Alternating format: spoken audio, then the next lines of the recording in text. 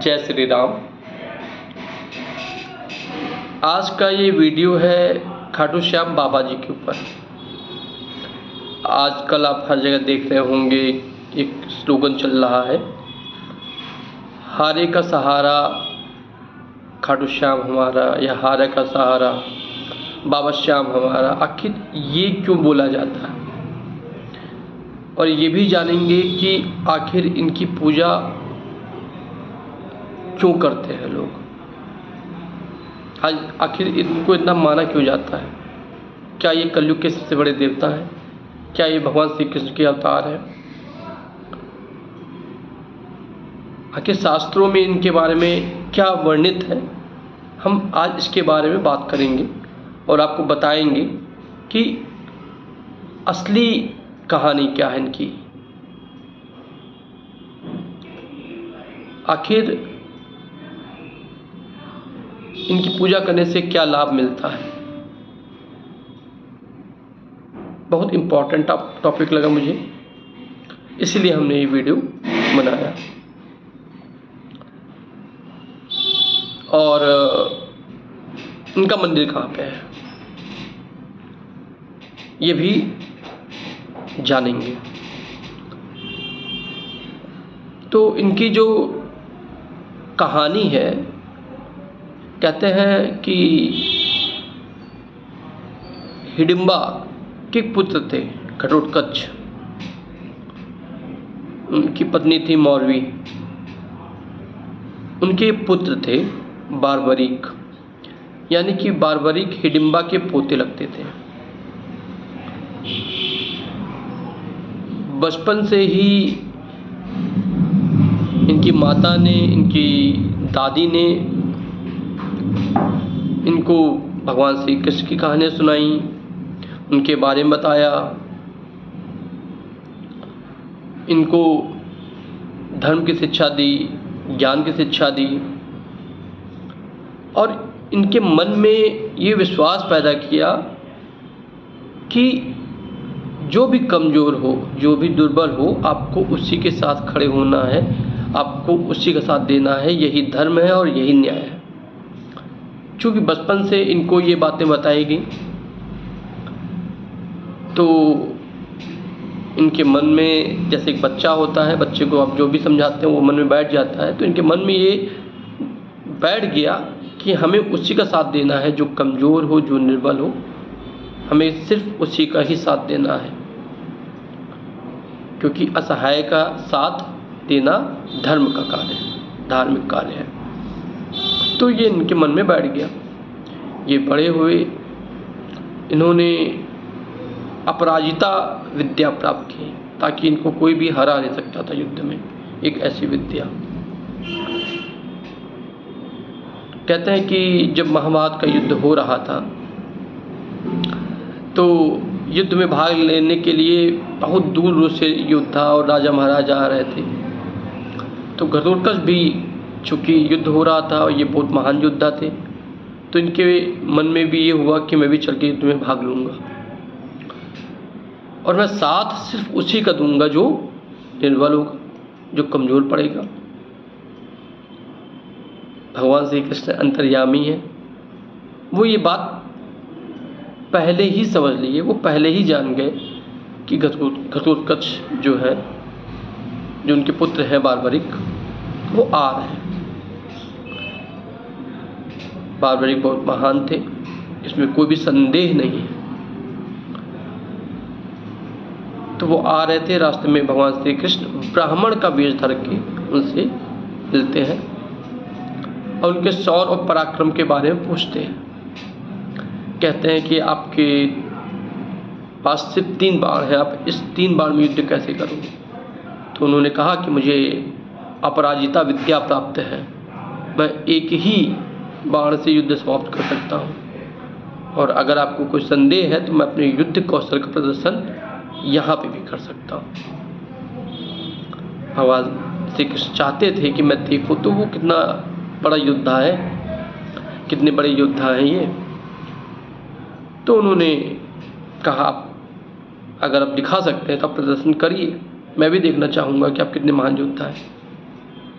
कहते हैं कि बालवृक्ष जी ने भगवान श्री कृष्ण ने कहा कि आप सामने वाला वृक्ष देख रहे हैं, इसमें कितनी पत्तियाँ हैं? उन्होंने कहा बहुत पत्तियाँ। तो उन्होंने कहा ये तो काउंट हो सकती हैं? उन्होंने आसानी से काउंट नहीं हो सकती, ये अनकाउंटेबल पत्तियाँ। उन्होंने कहा कि मैं एक ही बाण से सारी पत्तियों में छेद कर सकता हूँ।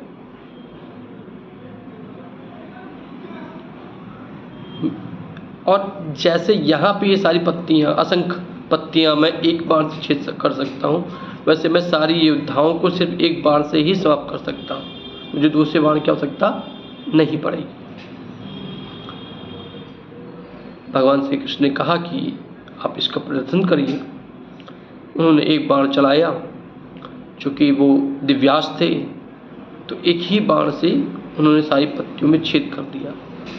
भगवान श्री कृष्ण ने एक पत्ती अपने हाथ में पकड़ ली थी, एक पत्ती अपने पैर से दबा ली थी कि हो सकता है ये पत्तियां बच जाए। लेकिन भगवान श्री कृष्ण देखते हैं कि उन पत्तियों में भी छेद हो जाता है।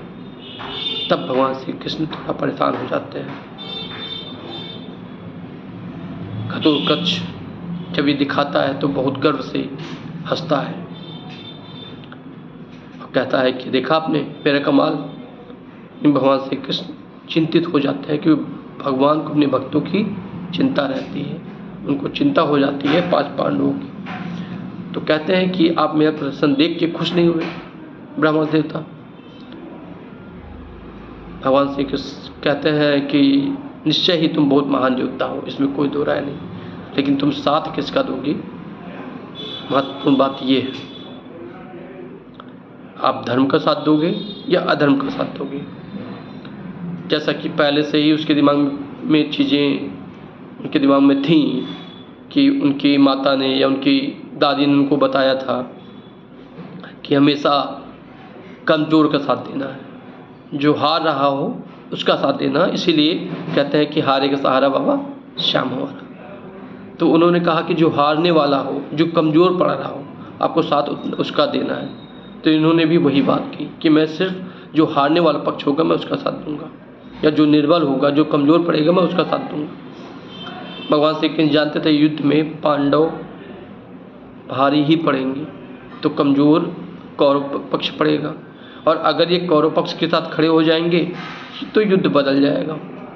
इन्होंने कहा कि तुम्हें धर्म और अधर्म पर ध्यान देना चाहिए, निर्बल और सबल पे नहीं। उन्होंने कहा मेरे लिए धर्म यही है कि मैं निर्बल का साथ दूँ। भगवान श्री कृष्ण उनको कहते हैं कि नहीं, तुम्हें धर्म का साथ देना चाहिए।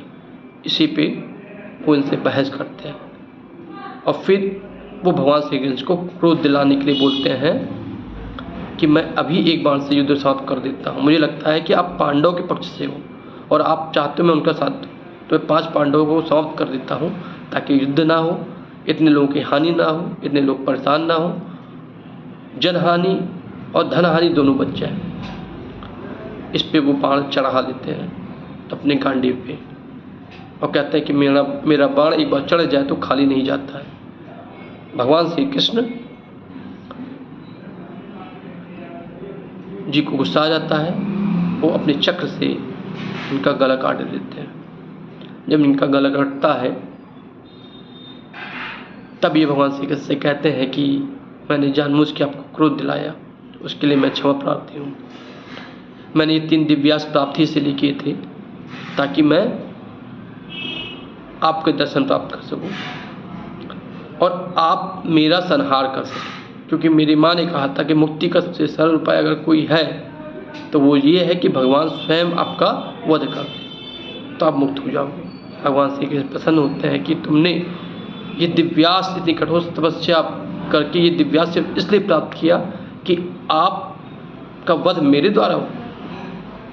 उन्होंने कहा जी प्रभु, मैं बस यही चाहता था, बाकी मेरा कोई प्रयोजन नहीं था।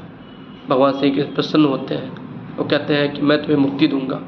वो कहते हैं मुक्ति से पहले मेरी एक इच्छा है, अगर आप वो इच्छा पूरी कर दे तो मुझे फिर कोई दिक्कत नहीं है। तो बोलते क्या इच्छा है? वो कहते हैं मैं युद्ध देखना चाहता हूँ, मैं देखना चाहता हूँ कि कैसे धर्म अधर्म को पराजित करता है, कैसे धर्म की विजय होती है और अधर्म पराजित होता है। भगवान श्री कृष्ण उनको वरदान देते हैं, उनको दिव्य दृष्टि देते हैं। युद्ध होता है, पांचों पांडव जीतते हैं, जैसे कि निश्चित था वो जीतेंगे क्योंकि वो धर्म पे थे और सत्य पे थे। और फिर उसके बाद भगवान श्री कृष्ण पांचों पांडवों को और द्रौपदी को लेके इनके दर्शन करवाने के लिए लेके आते हैं। तो सब लोग गर्वित स्वर में बोलते हैं कि आपने युद्ध देखा होगा, तो आपने ये भी देखा होगा कि कौन कितना शौर्य में रहा, किसने कितने पराक्रम दिखाया, कितना शौर्य दिखाया। तो वो हंसने लगते हैं। जब वो हंसने लगते हैं तो सब चौंक जाते हैं कि आप हंस क्यों रहे हैं।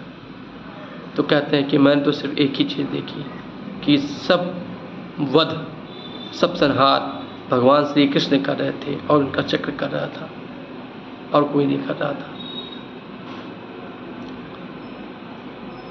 उन्होंने कहा कि सब कुछ करने वाले वासुदेव ही हैं। भगवान श्री कृष्ण प्रसन्न होते हैं। वो कहते हैं कि भगवान आपकी कृपा से मैंने आपके विशाल स्वरूप का दर्शन भी किया और आपके वचनों को भी सुना जो मुक्ति देने वाला है। अब मेरी कोई भी इच्छा नहीं है, अब आप मुझे मुक्ति दे दीजिए। भगवान श्री कृष्ण प्रसन्न होते हैं और कहते हैं कि तुम्हारा नाम हमेशा अमर रहेगा और तुमसे पहले अगर कोई मेरी पूजा करेगा तो वो मुझे ही प्राप्त करेगा। इनका जो मंदिर बना हुआ है वो बना हुआ है सीकर से 43 किलोमीटर दूर राजस्थान में है। एक गांव है खाटू, वहाँ पे इनका मंदिर बना हुआ है।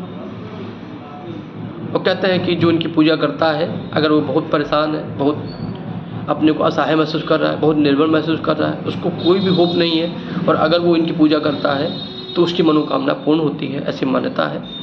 और कहते हैं कलयुग में ये भगवान श्री कृष्ण के अवतार है, ऐसी भी मान्यता है। लेकिन सही मायने में ये निश्चित ही एक महान योद्धा थे, ये निश्चित ही निर्बल का सहारा है और ये निश्चित ही लोगों की मदद करने वाले हैं।